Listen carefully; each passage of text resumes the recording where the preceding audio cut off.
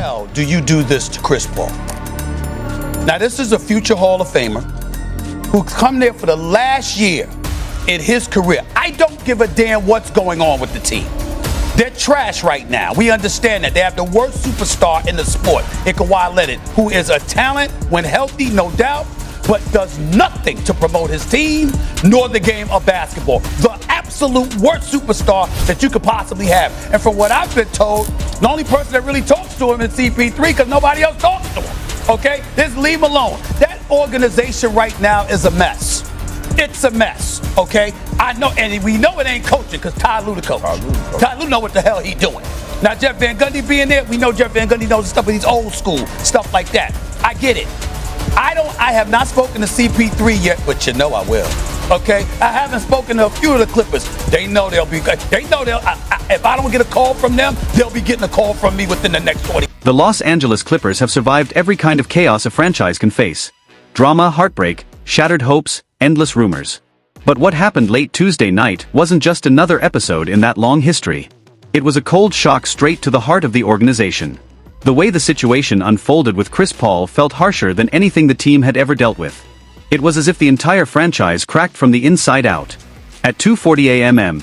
Eastern, in the middle of a grueling 5-game road trip, inside a quiet hotel room in Atlanta, Chris Paul picked up his phone and posted something on Instagram that hit the NBA like a live explosive. He shared the news he had learned only seconds earlier. He was being sent home. No goodbye. No respect. No explanation. The message was so raw, so unexpected, that it jolted fans, players, and media out of their sleep. And the craziest part? It wasn't a misunderstanding. It was real. But you on your way out, and we 5 and 16, and this nigga Ty Lue ain't talking to me. Hey, check this out. We already in Charlotte. Name some other superstar that got done. You gonna send me home? Try to force their hand. It's an early Christmas for me. It did seem peculiar that we knew this was probably going to be his last season, but to make the announcement. Yeah, forcing their hand, bro. Listen, that shit's so calculated, bro. Listen, one thing we know, Chris Paul is a smart individual. Shit was calculated. He said enough shit to get his ass kicked off that team. Yeah. Shit was calculated, dog. So what everybody want to say is just what it is, man. It's a hell of a basketball player. Tough to be teammates with him, right? I think, like I said, there's nothing wrong with holding guys accountable, right? This thing is There's nothing wrong with it. There's nothing wrong with holding your teammates accountable. Want to get the best out of guys when they're going, but no, how you going about it though? Don't hold me accountable if you can't do it. Hours later, the Clippers confirmed everything, tearing the bandage off in public without any concern for how messy or cold it appeared. Chris Paul, released. A reunion that was supposed to be emotional, meaningful, and deeply symbolic suddenly turned into a chaotic, public breakup under the brightest lights imaginable. The league froze. Former teammates didn't know what to say. Clippers fans, already exhausted by a brutal 5-16 start, were simply stunned. Just 5 months earlier, Paul had signed a 1-year, $3.6 million deal to return to the place where he built his legacy. 5 All-Star selections, Lob City, the culture shift that transformed the Clippers from a joke into a movement. This franchise was supposed to be his basketball home. And he didn't come back for fame, minutes, or a starting role. He came back for one reason: to retire as a Clipper. At his introductory press conference, he said it plainly: he just wanted to be home, by any means necessary. On November 22nd, he made it official, telling the world this season would be his final ride. 6 days later, the Clippers honored him with a tribute video inside the brand new Intuit Dome, proudly captioned, "CP3 will end his Hall of Fame career at home." It felt right. It felt full circle.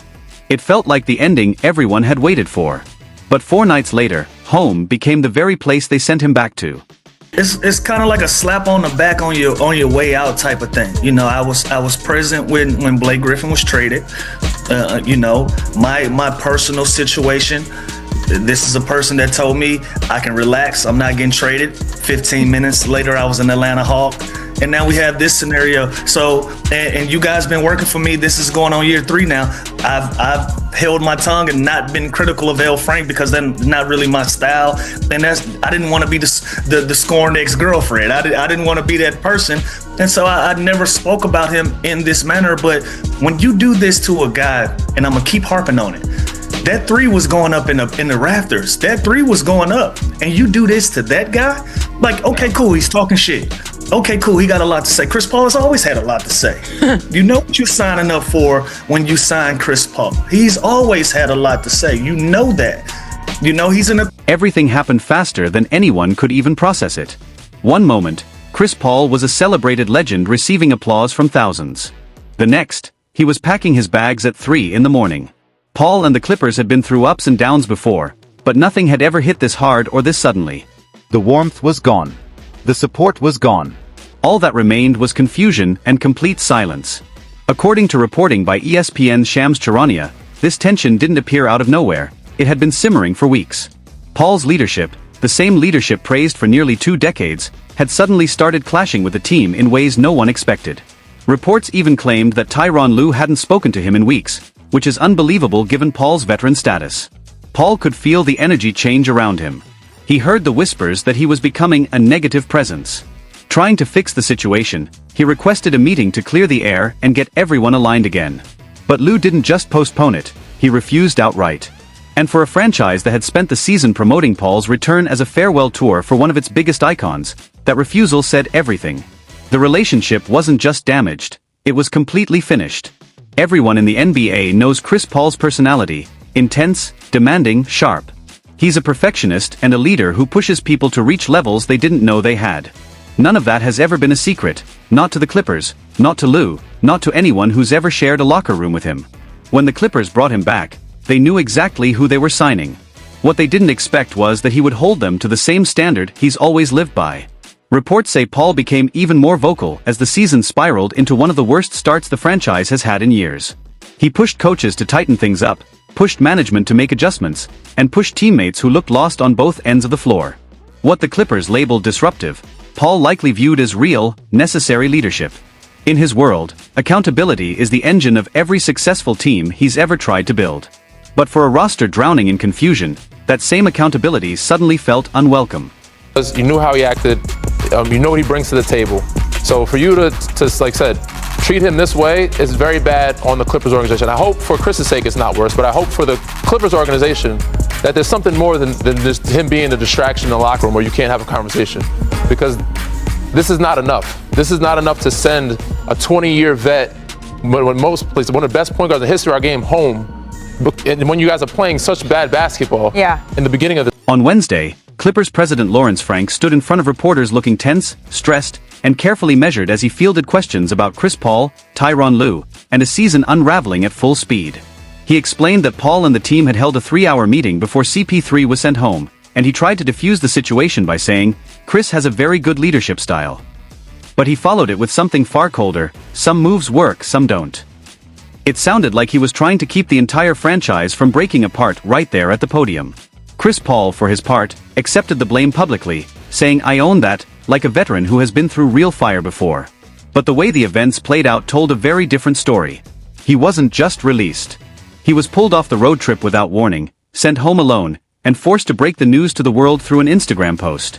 If that was the Clippers' idea of gratitude, it came wrapped in sharp edges and icy timing. Meanwhile, Lawrence Frank repeatedly stood behind Tyronn Lue in every interview, calling him one of the best coaches in the NBA and promising he would be leading the Clippers for a long time. To anyone paying attention, the message was obvious. The organization had chosen its side, and they weren't hiding it. This season was supposed to be CP3's farewell tour, a smooth, respectful final chapter for a Hall of Fame career. Instead, it had become something completely different. P3, I've had some history. He holds the ball 24 seconds. Chris Paul. Pass that to James or somebody. Him and LeBron, they came to a game. I was in 11th grade, and I'm excited. Like, I'm a Chris Paul fan. And then he was just like, You gotta rephrase that. What happened?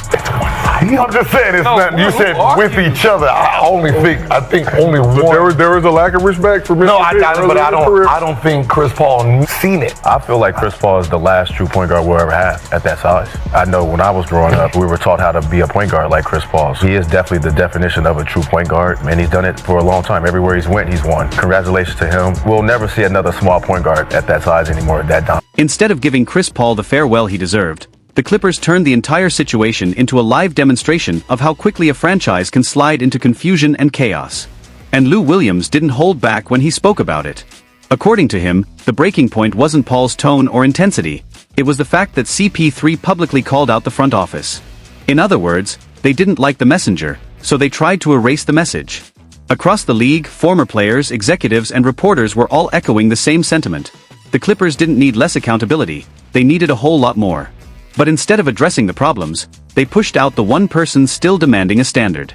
That's unbelievable, especially for a team already spiraling. Now Chris Paul is stuck in basketball limbo. He can't be traded until December 15th, and the Clippers haven't waived him either. So he's just floating. A Hall of Famer suspended between chapters, tied to a franchise that seems lost and directionless. His contract is guaranteed. His legacy is respected everywhere. His resume is spotless. Yet in what should be his final celebrated season, he's left without a team, without a role, and without the farewell he earned 100 times over.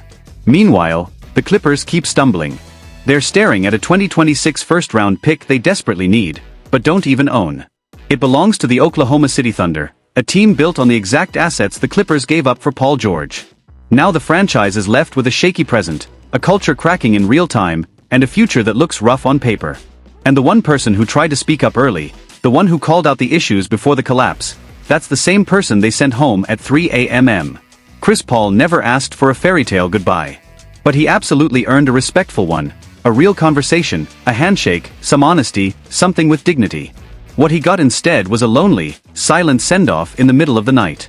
That's not a farewell. That's a cold dismissal no legend should ever experience. What happened wasn't just a hit to Paul's story.